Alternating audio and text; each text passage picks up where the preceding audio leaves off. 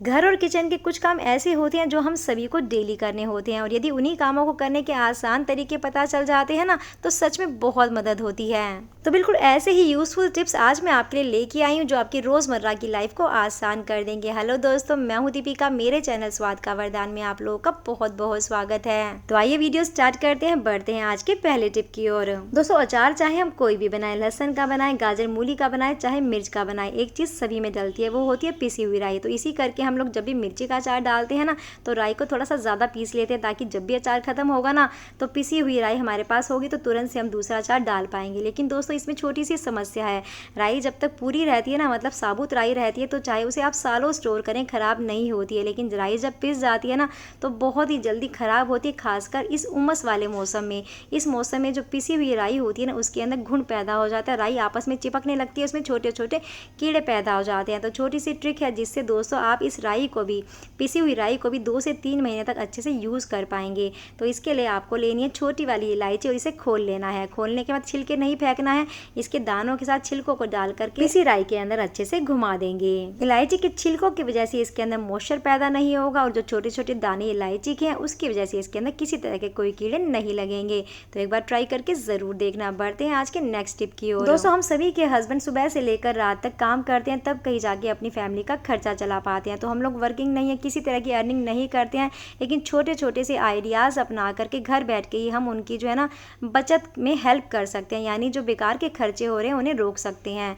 दोस्तों, हम सभी जानते हैं घी, दूध, दही इन दिनों कितना ज़्यादा महंगा है। तो छोटी सी एक बात है दोस्तों जो आपसे शेयर करना चाहूँगी, कि दूध उबालते वक्त 3-4 बातों का यदि आप ध्यान रखते हैं, तो इतने महंगे दूध को वेस्ट होने से आप रोक सकते हैं। जिस भी बर्तन में आप दूध उबाल रहे हैं ना, उसमें पहले थोड़ा सा पानी डाल करके लेयर ज़रूर बना लें। इससे क्या होगा ना, दूध उबालने के बाद जब दूध ठंडा हो जाएगा तो दूध तले में जाके नहीं लगेगा, क्योंकि जो दूध तले में लग जाता है टोटली वेस्ट हो जाता है, हमारे किसी काम का नहीं रहता है। तो एक तरह से दूध की वेस्टेज हम ऐसे रोक सकते हैं। दूसरा दोस्तों, जब भी दूध की थैली हम फ्रिज में से निकालते हैं और उसे काट करके भगोने में डालते हैं, तो उसके अंदर काफ़ी सारा दूध ठंडक की वजह से लगा रह जाता है। तो ऐसा ना हो, इसके लिए दोस्तों जब भी आप दूध उबालें ना, उससे पहले दूध की थैली को हल्के से गुनगुने पानी में 3 से 4 बार उलट पलट के हिला लें। इससे क्या होगा ना, दूध की लेयर जो भी थैली के अंदर जमी रह जाएगी ना, जो टोटली वेस्ट हो जाती है, वो फिर से काम आ जाएगी। और दोस्तों, ये तो मैं टोन दूध आपको दिखा रही हूँ। यदि आप फुल क्रीम दूध लेते हैं ना, तो दूध बहुत ही मोटी मोटी लेयर का थैली के अंदर लगा रह जाता है।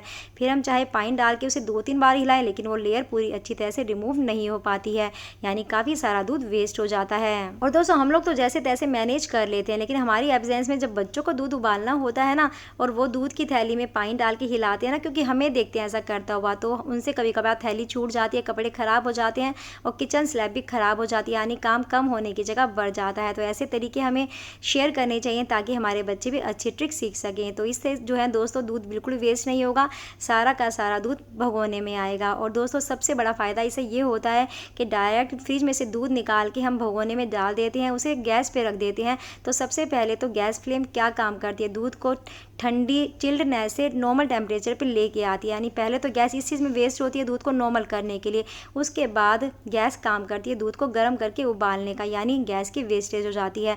और यदि हम दूध पहले से ही नॉर्मल कर लेंगे, गर्म पानी में थैली को हिला लेंगे, तो दूध की वेस्टेज भी नहीं होगी, गैस भी ज़्यादा वेस्ट नहीं होगी। तो दोस्तों, बातें छोटी छोटी हैं, लेकिन बहुत काम की हैं। अगर आप इन्हें फॉलो करती हैं तो घर बैठे ही हज़ारों रुपये बचा सकती हैं। आई होप आपको सारी ट्रिक पसंद आई हो।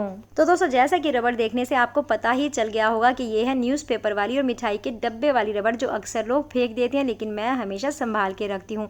रीज़न ये है कि जो मार्केट से हम रबड़ खरीद के लाते हैं ना, छोटी छोटी, वो इतनी ज़्यादा कमज़ोर होती हैं कि जरा सा ही खींच के उन्हें किसी डब्बे पे टाइट लेयर करने की कोशिश करो ना, तो बेचारी नहीं सह पाती हैं, टूट जाती हैं। लेकिन ये रबड़ इतनी ज़्यादा मजबूत होती हैं कि चाहे इन्हें आप जितना मर्जी देर तक खींच लें, ये नहीं टूटती हैं। और दोस्तों, इस डब्बे को मैं रख देती हूँ टेबल पे ही, ताकि जैसे ही न्यूज़पेपर से कोई भी रबड़ उतारे ना, तो इधर उधर ना फेंक के सीधा इसी डब्बे में डाले। तो आप भी इस ट्रिक को अपना सकते हैं। और तो दोस्तों, रबड़ से जुड़ी एक ज़रूरी टिप और शेयर करना चाहूँगी, कि जब भी आप रबड़ स्टोर करें ना, तो अक्सर आपने नोटिस किया होगा कि तेज़ गर्मी वाले दिन में रबड़ जो है ना पिघल करके आपस में चिपकने लगती है।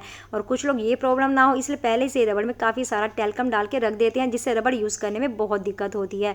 तो दोस्तों, आपको ऐसा ना करना पड़े, आपकी रबड़ भी ख़राब ना हो, इसलिए छोटी सी टिप लेके आई हूँ। जब भी रबड़ स्टोर करनी हो ना, तो प्लास्टिक के डिब्बे में ना डाल करके हमेशा उसे कांच के कंटेनर में स्टोर करें, आपकी सालों साल साल भी रबड़ खराब नहीं होगी। आई होप आपको ये वाली ट्रिक भी पसंद आई हो। अब नेक्स्ट टिप में हम करने वाले हैं कुछ मज़ेदार सा। यूज टूथब्रश ले आइए और होल्ड करने वाली जगह पे गर्म पेचकस से होल बना दीजिए और जहाँ पे हम बर्तन मांजने धोने का काम करते हैं ना, वहाँ पे इसे टांग दीजिए। करना क्या है मैं आपको बताती हूँ। रोज़ हम लोग आटा लगाते हैं, कई बार तो दिन में 2 बार भी लगाना पड़ता है और हमारी जो डायमंड की रिंग होती है वहाँ पे आटा हमेशा फंस जाता है। फिर हम लोग क्या करते हैं, सुई से उस आटे को निकालने की कोशिश करते हैं, आटा निकल जाता है। लेकिन दोस्तों डेली करते करते हमारी डायमंड की ग्रिप इतनी कमज़ोर हो जाती है कि कब निकल के गिर जाते हैं हमें पता नहीं चलता है। और इन दिनों डायमंड और सोना आसमान छू रहा है, ये हम सभी जानते हैं एक एक डायमंड कितना कीमती है। इसलिए दोस्तों इस टूथब्रश को मैंने ऐसी जगह टांग के दिखाया जहाँ पे आप आटा लगाने के बाद हाथ धोते हैं, सामने रहेगा तो आप इसे तुरंत से निकाल करके यूज़ कर लेंगे, आपके रिंग में आटा फंसा ही नहीं रहेगा। और दोस्तों इसका एक इस्तेमाल और बताती हूँ।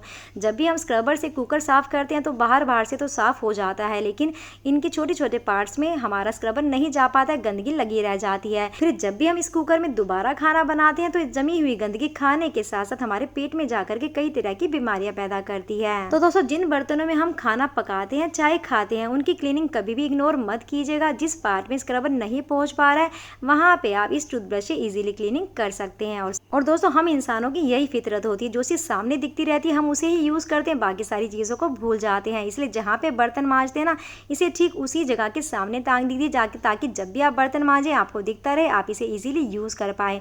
आई होप आपको ये वाली ट्रिक बहुत पसंद आई होगी, आप इसे जरूर से यूज करेंगे। दोस्तों जो इस तरह के टाइट वाले ड्राई फ्रूट्स के डब्बे होते हैं इनका बहुत ही बढ़िया रीयूज देखा था मैंने नेट पे कि लोगों ने इन्हें as a tissue paper holder बना के दिखाया था और बहुत ही आसान है बनाना। टिश्यू पेपर को होल्ड करके बीच में कार्डबोर्ड लगा लो और डब्बे की किसी भी एक जगह पे कट कर लो ताकि टिश्यू पेपर हम यहाँ से निकाल पाए। तो दोस्तों मैंने बनाया बहुत अच्छा था, अच्छे से बन भी गया था, लेकिन इसने वर्क नहीं किया। टिश्यू पेपर जब मैंने खींचे ना तो ये खींच नहीं पाए। तो मुझे नहीं पता कि टिप ही गलत है या फिर मेरा तरीका गलत है, लेकिन एक बार आप ट्राई करके ज़रूर देखना और मुझे बताना कि ये तरीका आपने बनाया तो आपका काम किया या नहीं किया। और यदि आपके टिश्यू पेपर इजीली बाहर आ रहे हैं तो मुझे ज़रूर बताना मैंने कहाँ गलती की थी। बढ़ते हैं आज के लास्ट टिप की ओर। दोस्तों गर्मियों की छुट्टियों के साथ साथ बच्चों की खाने पीने की डिमांड भी शुरू हो चुकी है, तो ऐसे में लेके आई हूँ एक ऐसी टेस्टी और ईजी रेसिपी जो सिर्फ 5 मिनट में बन जाएगी।